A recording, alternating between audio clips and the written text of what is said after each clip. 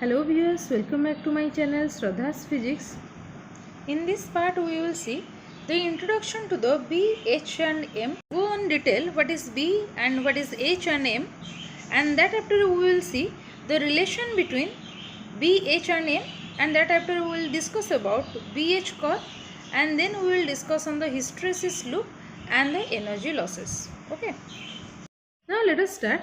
Suppose I am considering here this is a magnet. Suppose this is a bar magnet, suppose having its north pole is placed at here and it is suppose the south pole. If I cut this magnet into two pieces, then it will form again the north pole is at here and the south pole is at here, and again on this part this will be the north pole and this will be the south pole, and again if I break this into two pieces, then again this will be the north pole, south pole, and this will be like north pole, south pole, and again this will be like north pole, south pole, and again this will be like north pole and south pole. So this is according to the Gauss law, the isolated magnetic pole doesn't exist. So when you cut the magnet into the two pieces, then again the north pole and south pole they will form continuously, that is the single pole can't exist.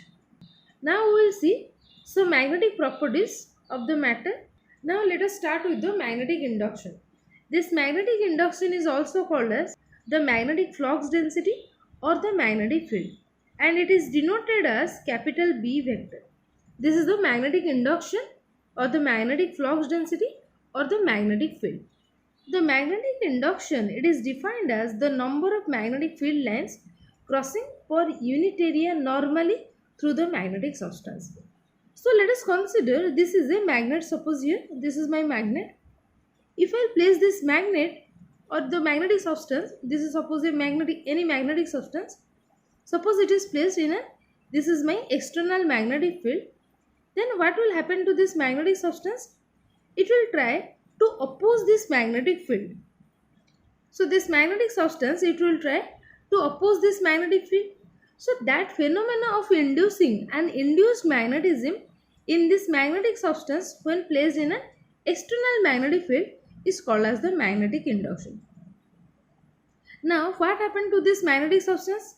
Now it will have one north pole and having one south pole. That is, we can say that the lines, the magnetic field lines here, this magnetic field lines, where it is entering through this magnetic substance, it will behave like a south pole, and where the field lines are leaving from this magnetic substance, these are called as the north pole. This is your north pole where the magnetic field lines are leaving the magnetic substance, and this is called the south pole because here the field lines are entering through this magnetic substance. So basically I can say that as per its name, that is magnetic induction.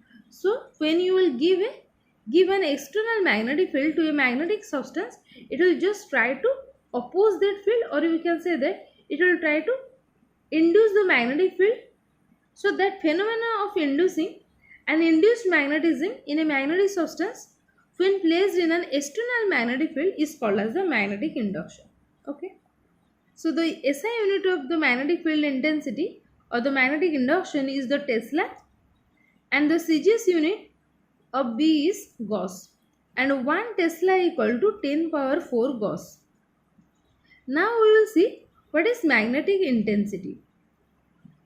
So the magnetic intensity, it is defined as the degree up to which a magnetic field can magnetize a substance. So these are basically some definition. So now here in the case of magnetic intensity, it is the degree up to which a magnetic substance can be magnetized. The degree up to which a magnetic field can magnetize a substance is known as the magnetic intensity. Suppose let us consider a toroidal solenoid. Toroidal solenoid means this is suppose a toroid, and toroidal solenoid means this is a coil. This is just like a coil. It is wound over this solenoid. This is called the toroidal solenoid.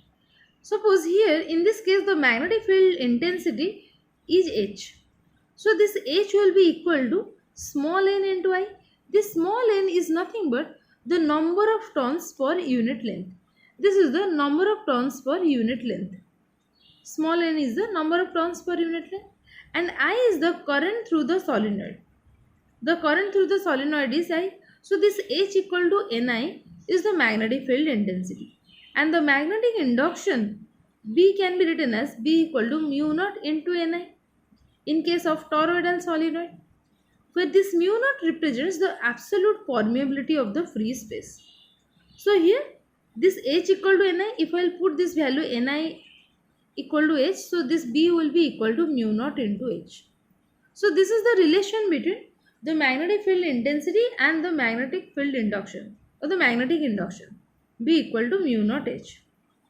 So this magnetic intensity also can be defined as the number of ampere turns flowing around unit length of the toroidal solenoid to produce the magnetic induction B in the solenoid. So the SI unit of H is H B by mu naught. The unit of B in SI is Tesla, divided by the unit of mu naught is Weber ampere inverse into meter inverse. Now if I will convert this Weber to Tesla, then this will be equal to, here this Tesla divided by Tesla meter, this is Tesla meter square, this Weber equal to Tesla meter square into here ampere meter inverse. So 1 meter square with the meter inverse get cancelled, so this will be like meter, this will be meter inverse. Sorry, this is Tesla is this, sorry, Weber is, yes, right, this is Tesla into meter because Weber is Tesla into meter square.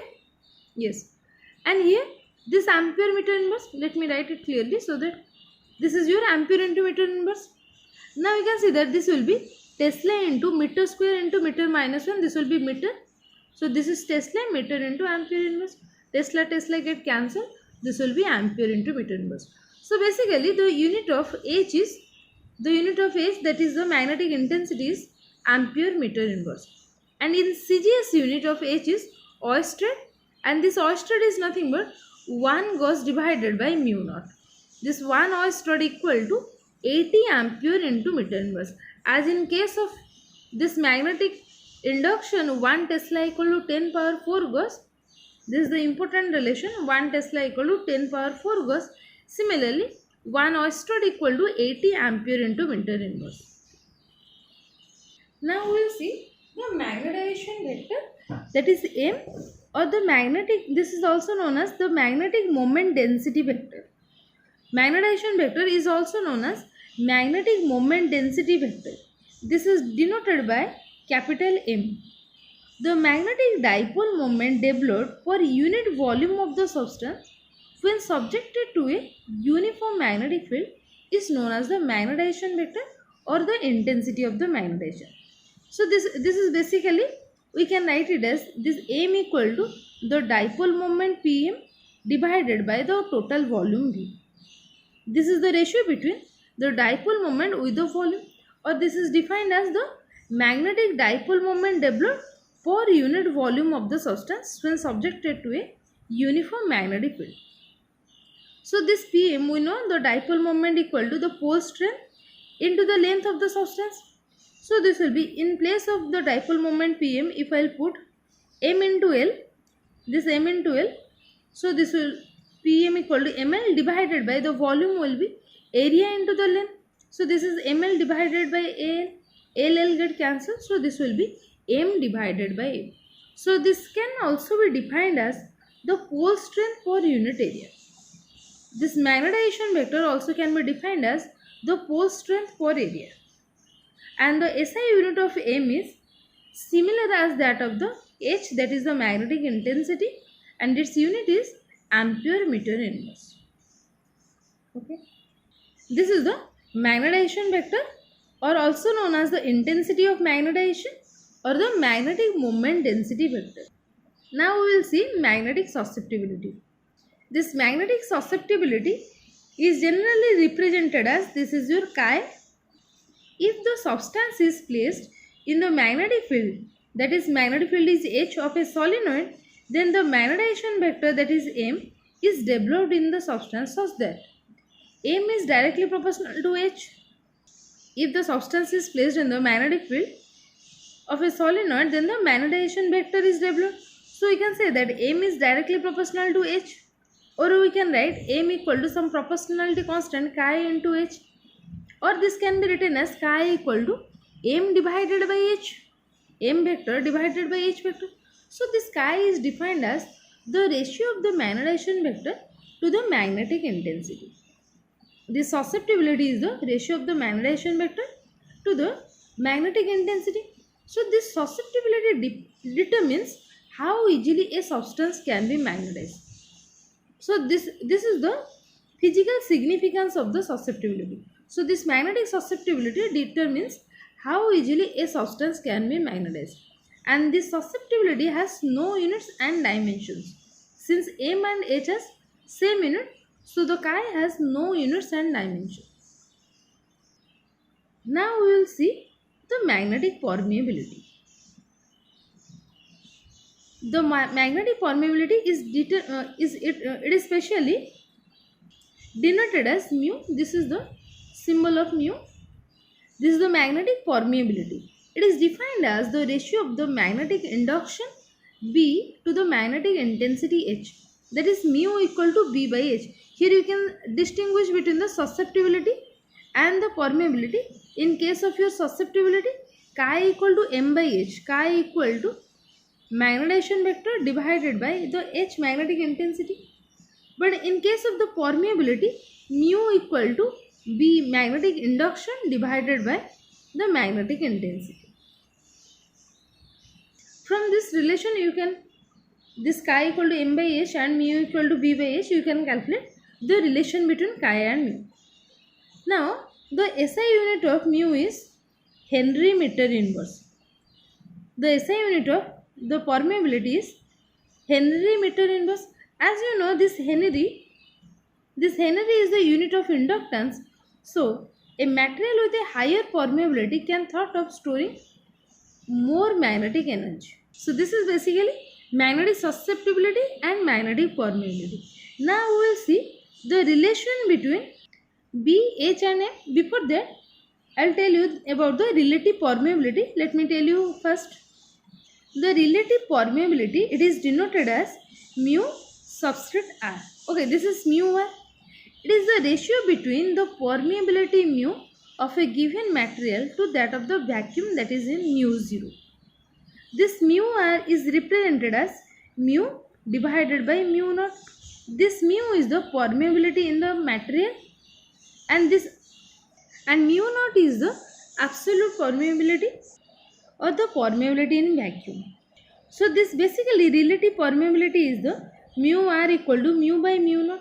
This relative permeability, or you can say that here the permeability of the substance is its ability to allow or permit the passage of the magnetic field lines through the magnetic substance. So basically permeability defines the ability to permit the passage of the magnetic field lines through the magnetic substance. That is, how many magnetic field lines can pass through a magnetic substance, it is given by the permeability of the substance. It can be determined through the permeability of the substance. Or this is the extent to which the magnetic field can penetrate through the medium is called the permeability of the medium. So this is all about the relative permeability. Now we will see the relation between B, H and M.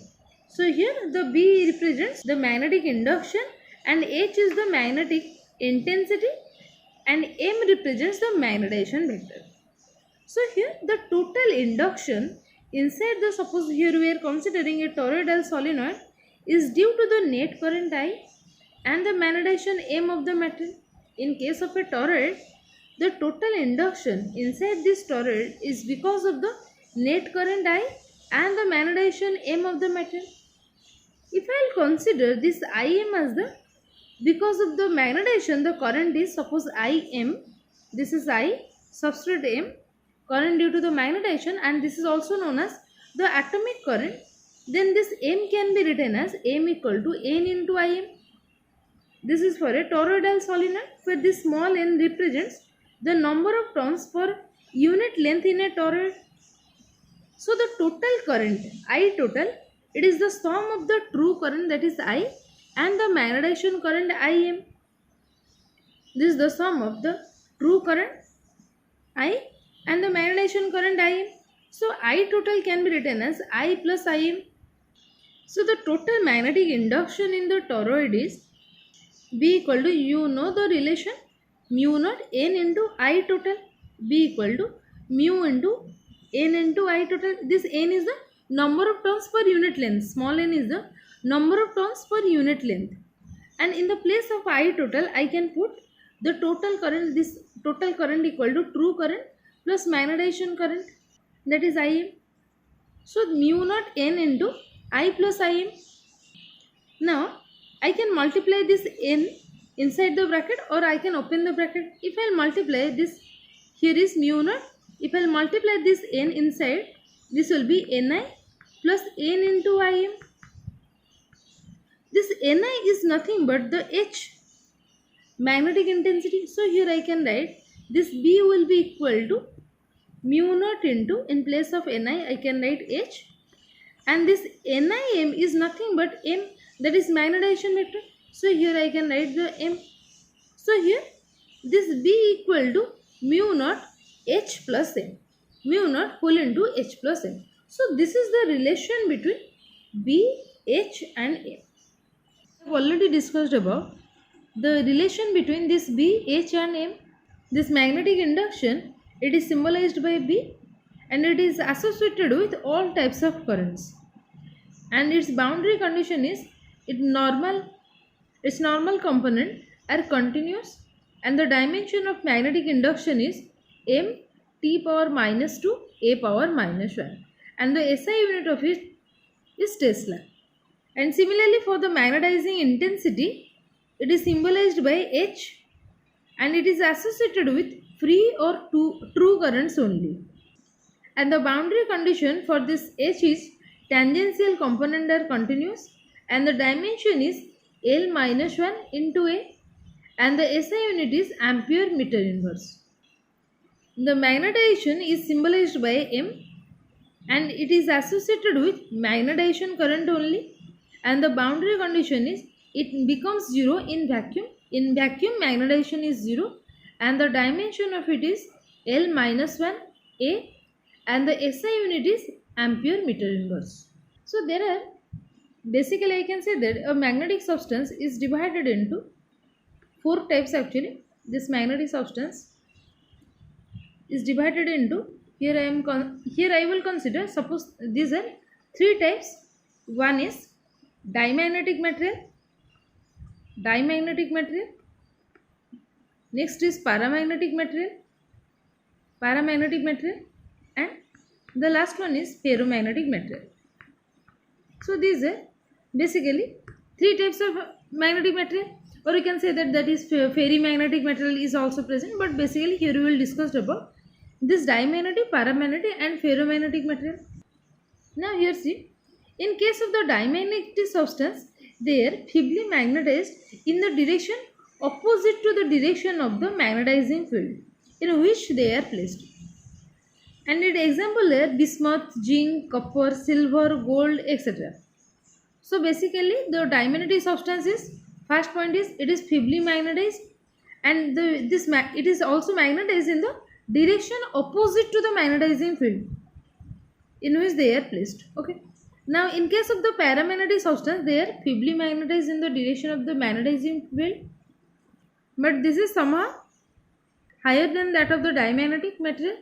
And the examples are aluminium, sodium, magnesium, manganese, liquid oxygen, platinum, etc. And in case of the ferromagnetic substance, they are strongly magnetized in the direction of the magnetizing field. It is in the direction of the magnetizing field. Only the dimagnetic material is in the opposite direction, but in case of the ferromagnetic material, this is in the direction of the magnetizing field, and these substances have ability to exhibit all the properties of the paramagnetic substance, but to a much greater degree. It means that in comparison to the paramagnetic substance, this ferromagnetic material have the high retentive capacity. That is, if you will remove the magnetic field, suppose this is a ferromagnetic material, and suppose here we have applied some magnetic field to this ferromagnetic material. If you remove this magnetic field, still it has the capacity to retain the magnetic field inside that material. So it has the property, this is the property of the ferromagnetic material. Okay, so the relative permeability and the susceptibility of the ferromagnetic substances is very large. So these are the basic difference between. This is just a little summary about the dimagnetic, paramagnetic and the ferromagnetic material. So here I am not discussing briefly about this dimagnetic, paramagnetic and ferromagnetic substance, because we are only focusing about the ferromagnetic material. So basically these ferromagnetic substances they are strongly magnetized in the direction of the magnetizing field. Now let us see here. This is suppose a ferromagnetic material. This is a ferromagnetic material. This total, this area, this is the ferromagnetic material. Okay, this material here.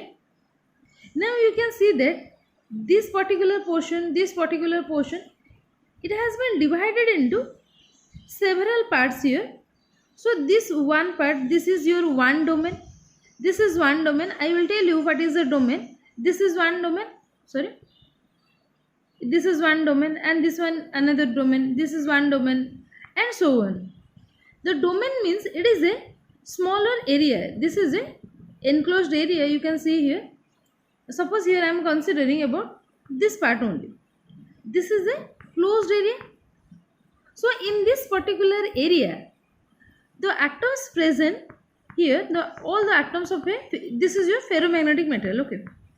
So in the case of the ferromagnetic material, all the atoms present in this particular part, they has the direction of the dipole moment is in this particular. Here you can see. Let me erase her.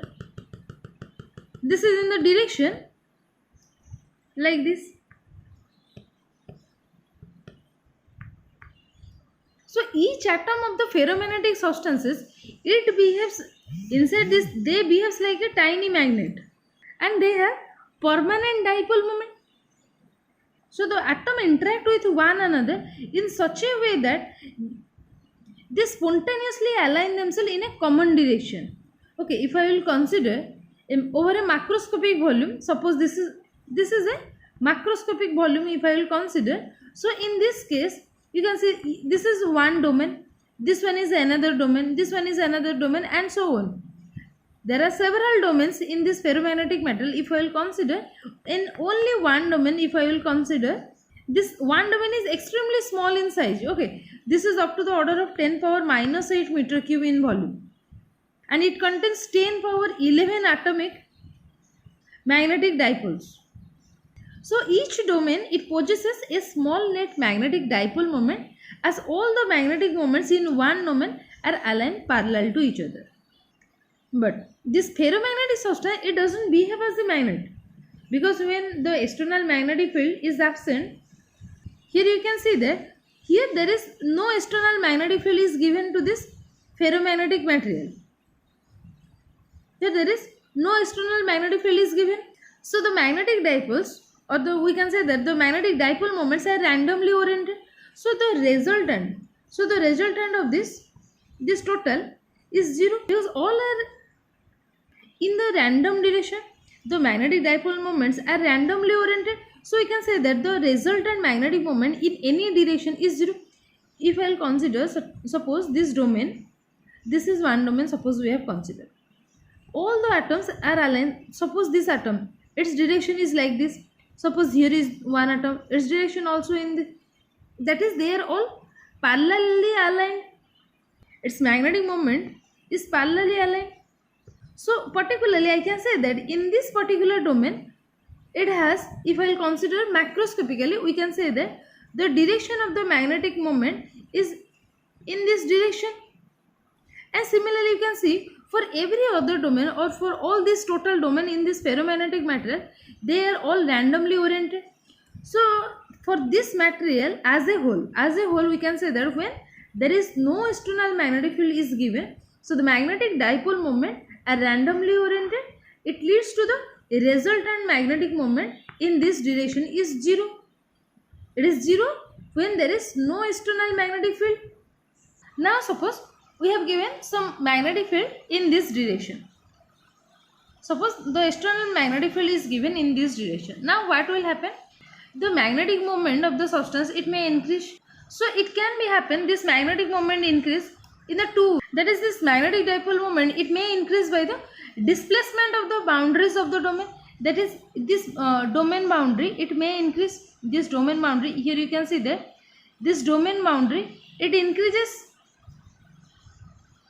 because suppose in this particular domain, if I will say in this particular domain, suppose when there is no external magnetic field, suppose in this particular domain all the atoms are present, they has the dipole moment, suppose in this direction, this on the suppose this direction. Now when we will apply the external magnetic field in that direction, then what will happen? It will try to extend this domain or extend this area. That's why this domain get larger, or we can say that this domain increases. So here, because of this magnetic dipole moment, it is in the same direction to that of the magnetic field applied. So what will happen? This domain, this particular domain increases. But those who are in the opposite direction, here you can see that this is suppose in the opposite direction, this domain, in this particular domain, they are in the opposite direction. In this particular region, this domain, in this particular domain, the magnetic dipoles are aligned themselves in the direction opposite to that of the external field applied. So what will happen? The domain area, it will get reduced. In this case, the domain area will get reduced. So when it is aligned themselves in the direction of the magnetic field, when the magnetic dipole moment and the external field that is applied, they are in the same direction, then the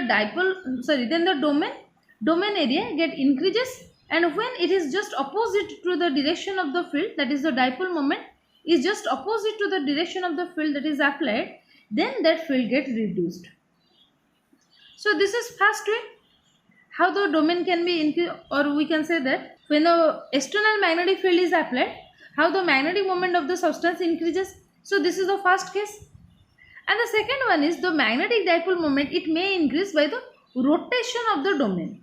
If the domain get rotate, that is when the magnetic domains rotate, their magnetic moments are aligned in the direction of the field. So this condition only happen when this external field that is applied is very much strong. So in that case only this orientation or this rotation can be happen. So you can say that when this external field is weak, then the substance is magnetized by means of the displacement of the domain. In this way, the first way, that is because of the displacement of the domain which are in the same direction, that domain will get larger or that domain get increases, but the dipole moment which is smaller than that of the field applied, then that domain get reduced. But when the field is strong, the magnetization of the substance takes place by means of the rotation of the domain. If the field is strong, then the rotation of the domain will happen. But one more thing, when you will decrease the external field, when you will decrease the external magnetic field, suppose here is B naught, when you will decrease this field, all the domains, they do not return to their original unmagnetized state. That is, as they are in this state when no external field is given to this ferromagnetic matter, they are in the random direction. So first of all, when you will give the external field to this, suppose here we have applied the magnetic field, and that after if we will remove this magnetic field, they will not come back to its original state, that is this unmagnetized state. Because this is the property of the ferromagnetic metal, that is this ferromagnetic substance is still in the magnetized state. The total magnetizing field, it is not zero. And the next thing is that the present of the here in this ferromagnetic metal, there are some impurities also present, or you can say that the imperfection in the structure of the substance. So that will cause, if we will apply some external magnetic field B naught, so they will obstruct in the magnetization. So the relative orientation of this dipole, it is opposed by this impurities or the imperfection, we can say that. So when a strong magnetic field is applied, then the domain, it just overcome this obstructions. We can say that this imperfection is just overcome just because of the strong magnetic field. This impurities, it also opposes the demagnetizing of the substance. When the magnetizing field is reduced, it will oppose. So due to the decreased value of the magnetizing field, it is not possible to completely overcome the opposition. So it helps in establishing a residual magnetism in the substance. This is basically given by the Weiss. You can see here in this domain,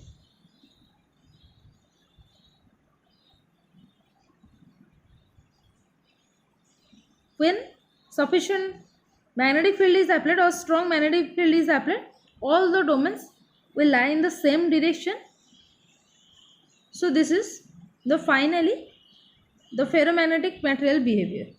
When the external field is very much strong, then all are aligned in the same direction, and this is it. Here these are given in some domains, but this is final after getting magnetized. Now here you will see the hysteresis loop. When a ferromagnetic material is magnetized in one direction, it will not relax back to the zero magnetization when the imposed magnetizing field is removed. Suppose this is a ferromagnetic material. When you are giving some external magnetic field to it, suppose B0 that we have applied, after getting magnetized this ferromagnetic material, when you will remove this external magnetic field, when you will just remove this magnetic field to this material, then it will not come back to its unmagnetized state. Okay, it must be driven back to zero by a field in the opposite direction. So it means that suppose this is a ferromagnetic material, this is the first step, then here no magnetic field, and after that if you will give some external magnetic field to this ferromagnetic material, this is here in the second figure you have applied the magnetic field to it, and in the next case if you will remove this external field, in the next case you have removed this magnetic field, then what will happen? There will be some magnetic field in this ferromagnetic material. There will be some magnetic property in this third case. Now if you will give the magnetic field in the opposite direction to that of the applied direction, so this is suppose the magnetic field in the opposite direction is applied, then it has the property to come back to its original position or the demagnetized state. Okay, now it will come back to its original position. So this is the case in the ferromagnetic material. This total behavior of the ferromagnetic material is called the hysteresis loop. If we will trace out a loop of this ferromagnetic material, this is called the hysteresis loop. Now see, if an alternating magnetic field is applied to the ferromagnetic material, its magnetization will trace out a loop called the hysteresis loop. So the lack of the retraceability of the magnetization curve is the property called the hysteresis and is related to the existence of the magnetic domains in the material. We have already discussed about the magnetic domain. That is, magnetic domain is a certain area.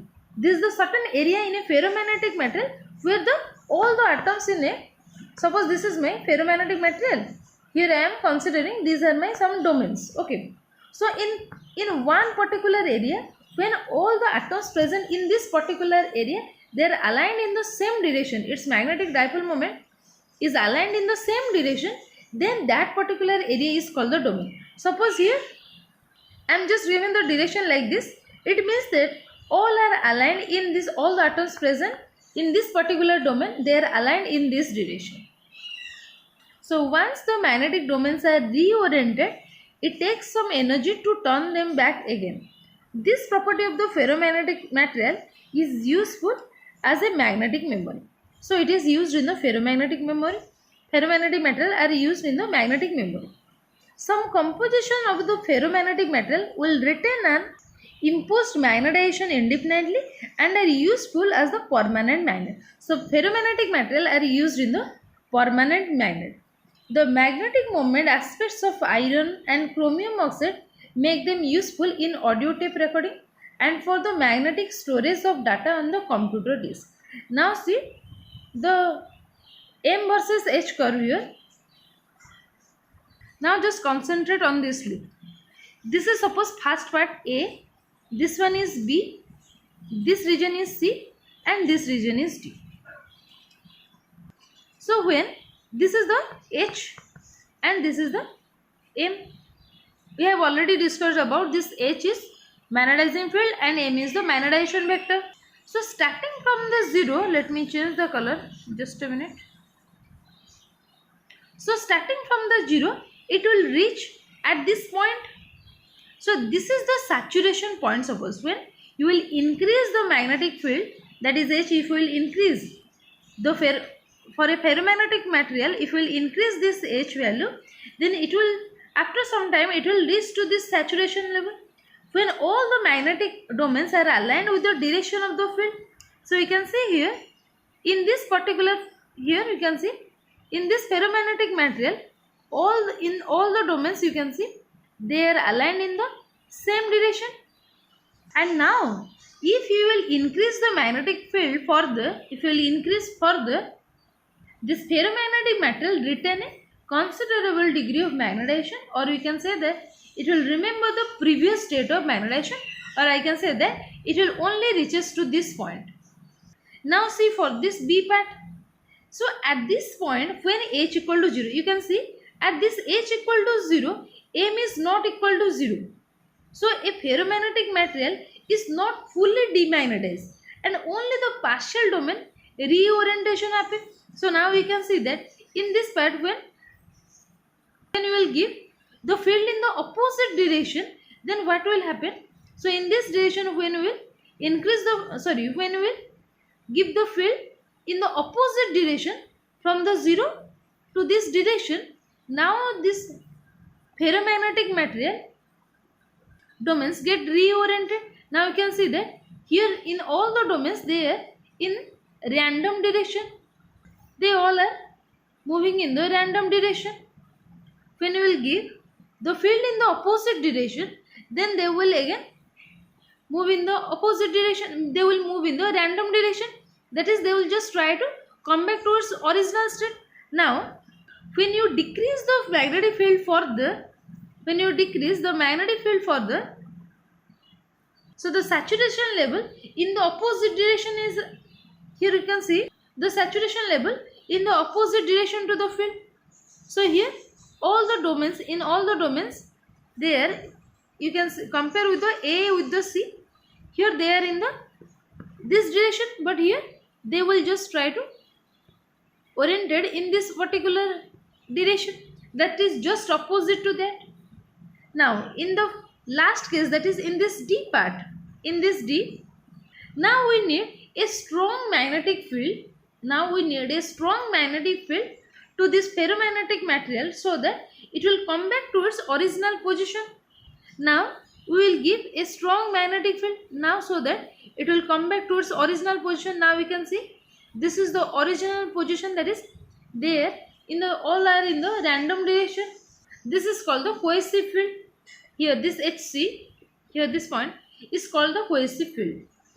So this field is to be applied, so that this is the strong magnetic field that we need to apply, so that the ferromagnetic matter, it will come back to its original position. Now again, if we will increase the field, now it will goes to the saturation level and so on. So this is just the theoretical idea about the hysteresis loop. You can take a screenshot or you can note it. So we have already discussed about the hysteresis. That is, when suppose a ferromagnetic material. When a ferromagnetic material is magnetized in one direction, then it will not return back to the zero magnetization when the magnetic field is removed. But it can be driven back to the zero if you will apply the field in the opposite direction. So if an alternating magnetic field is applied to this ferromagnetic metal, its magnetization will trace out a loop. So this loop. This is called the hysteresis loop. And this lack of retraceability of the magnetization curve is the property called the hysteresis. We have already discussed this curve briefly, so if you have not watched my last video, that is lecture 13, just go to the description box. I will share the link in that. If I just recapitulate these things, just like if I will plot a curve between the intensity, this is the intensity of magnetization and this is the magnetic intensity. If I will plot a curve between I and H, I is the magnetization and H is the magnetic intensity. This magnetization, it will show how much magnetized, that is the ferromagnetic metal, how much magnetized. Suppose if I will give a magnetic metal to a external magnetic field or if I can say that if I magnetize a ferromagnetic metal, then it will just reach at a saturation point. This point is suppose A, and when this magnetic field or the value of H decreases, then it will come back to this point C, and this OC, this part, this OC is called the coercivity. This OC part is called the coercivity. Coercivity means the amount of energy, or we can say the amount of magnetic intensity required to demagnetize the metal. This is your OC. This point is C. Now again from this C to D, the magnetic field, now this ferromagnetic metal becomes magnetized in the opposite direction. Now again D to F, it will demagnetized, and again after that it will come back to its original position or original form. So this total loop is called the hysteresis loop. That is, suppose here is a ferromagnetic material. If you will give a magnetic field to it, then it will become magnetized, and after that if you will remove this magnetic field, then it has some property that it will retain some magnetic field within it. But if you will apply some magnetic field in the opposite direction, then it may come back to its original position, but it will lose some energy, and that energy loss is known as, this energy loss is due to the hysteresis. Now we are going to discuss that energy loss due to hysteresis. Now let us start the energy loss due to hysteresis. According to the molecular theory of magnetization, the molecule of a magnetized or unmagnetized magnetic substance are themselves complete magnets. That is, in case of a ferromagnetic material, the individual atoms present inside this ferromagnetic metal, they will form their own dipole moment. So they behave like these individual atoms present in this ferromagnetic material, they will behave like a tiny magnet. So when a magnetizing field is applied, the molecular magnets align themselves in the direction of the field. So in case of a ferromagnetic material, the atoms, they have their own dipole moment, but they move in the random direction. I have already discussed that. The domain theory we have already discussed about. In that domain, how they behave, the tiny magnet, the tiny atoms or the tiny magnet, how they move in the particular domain. So now if I will apply some external magnetic field, then they will just try to align themselves in the direction of the field. So during this process, work is done by the magnetic field in turning the molecular magnet against the mutual attraction forces. That is, if suppose in case of a ferromagnetic metal, one magnet, tiny magnet, that is for a single atom, if I will consider in a particular domain, suppose it has this direction, and if I will apply this magnetic field in this direction, it will just try to align themselves in this direction. But if a magnet, in case of a magnetic domain, the atom has a dipole moment, suppose in this direction, then if I will apply this external magnetic field to it, then it will just try to rotate this atom or this magnet in this particular direction. So here, during this process, work is done by the magnetic field in turning the molecular magnet against the mutual attraction forces. So this energy required to magnetize a specimen is not completely recovered when the magnetizing field is turned off. That is, if I will remove this magnetic field, then it has some retention power, that in the ferromagnetic material, it will retain some magnetic field within it. Since the magnetization doesn't become zero, so the specimen retains some magnetization because some of the molecular magnet remain aligned in the new formation due to the group of forces. So what happened? When you will remove the magnetic field, the specimen, that is this ferromagnetic material, so magnetization will occur because some of the molecular magnet, they will remain aligned in the new formation due to their group of forces. So to tear them out completely, a cohesive force in the reverse direction has to be applied. So if you want to remove the total magnetic field, the total magnetization occurred by this ferromagnetic metal, then you have to give the magnetic force just in the opposite direction or the reverse direction to the field applied. So that is known as the cohesive force. That is the opposite direction the force will apply, that is to demagnetize that material, that is called the cohesive force. Thus, there is a magnetic loss of energy in taking a magnet through a cycle of magnetization. So, that loss is known as the hysteresis loss.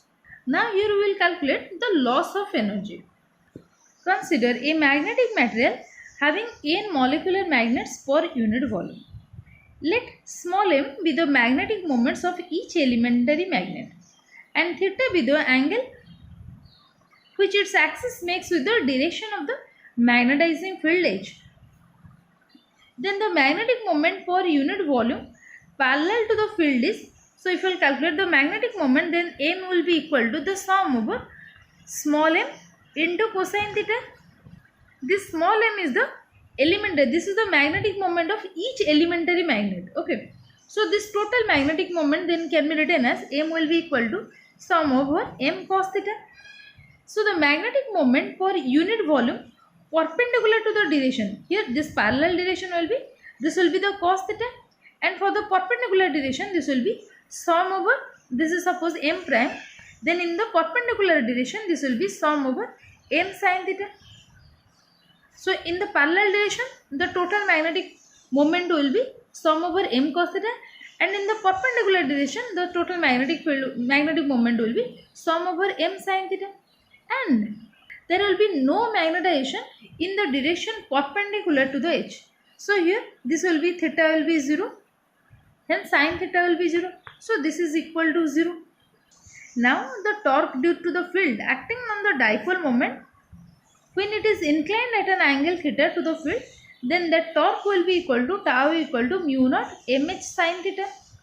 And the work done when it moves through a small angle d theta, this will be minus mu naught mh sin theta. This minus sign comes because the work has to be done against the magnetizing field in increasing the theta by d theta. Now if we will calculate the total work done per unit volume of the material, then we can calculate dW will be equal to minus, this will be sum over mu naught mh sin theta into d theta. This is the total work done. Now this will be equal to, if I will calculate the dm, that is the magnetization, that will be equal to d of sum over m cos theta, that is in the only the perpendicular direction we will calculate, because in the perpendicular direction that is 0, so we will only calculate for the parallel direction. So here you can see this m sin theta is 0 in the perpendicular direction, only for the parallel direction, that is m cos theta we will calculate. So this will be d of m cos theta, and this is nothing but the derivative of cos theta is sin theta minus sin theta. This will be sum over m sin theta d theta.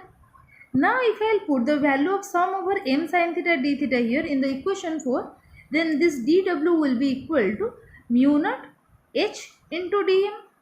In place of m sin theta d theta, we have just substituted dm. So the work done by the magnetizing field per unit volume of the material for the complete a cycle is W will be equal to mu naught.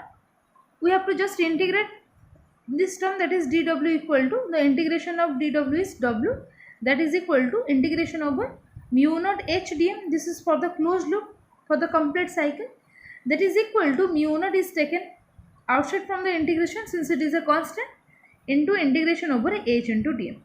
So this h dm integration, now we can see in this curve, this total m versus h loop, it will in the h dm integration, if we will calculate for the closed loop h dm, then this will give the area of, this will give the area of mh loop, this will give area of mh loop, that is this total area, this area.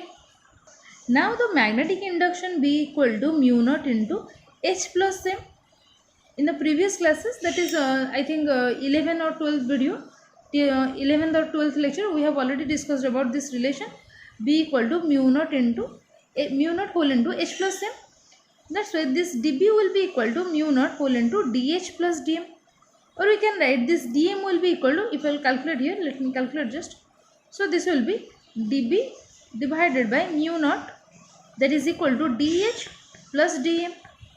Or here I can write this dm will be equal to this term will taken on to the left hand side.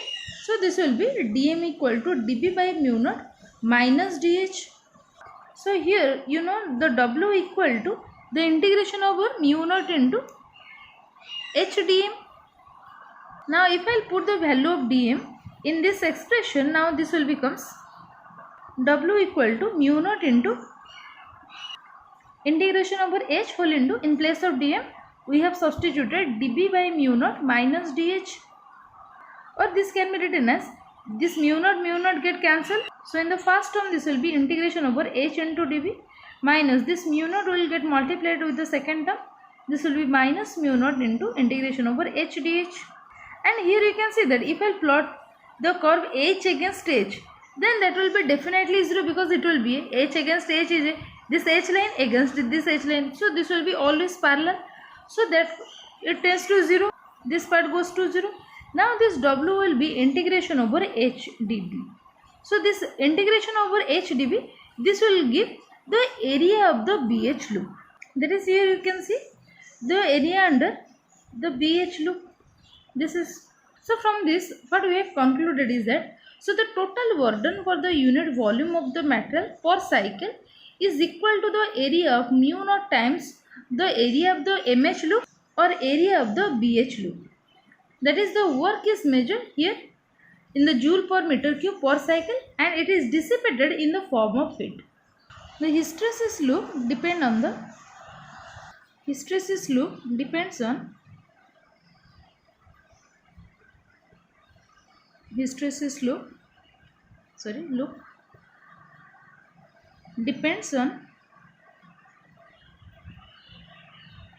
the following factors. The first is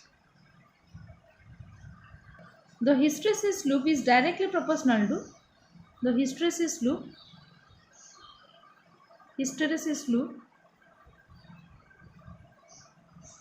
is directly proportional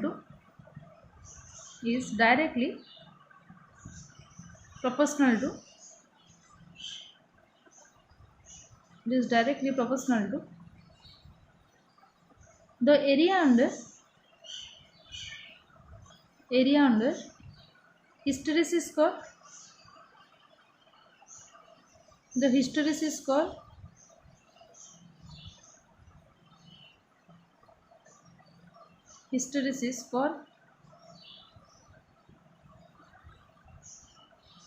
and the hysteresis loss is directly proportional to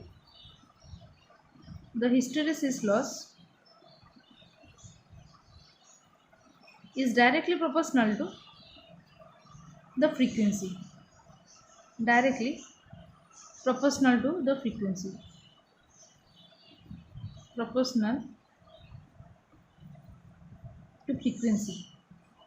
That is,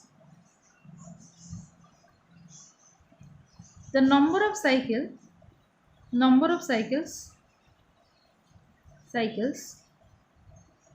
of magnetization per second.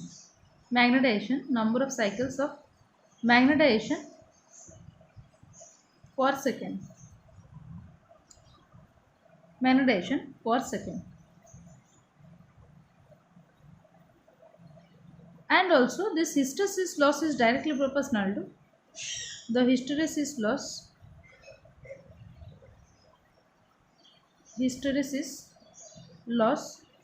is directly proportional to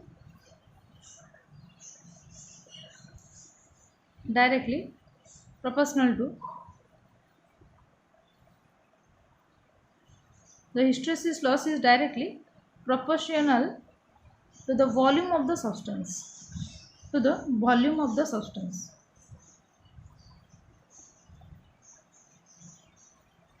Volume of the substance.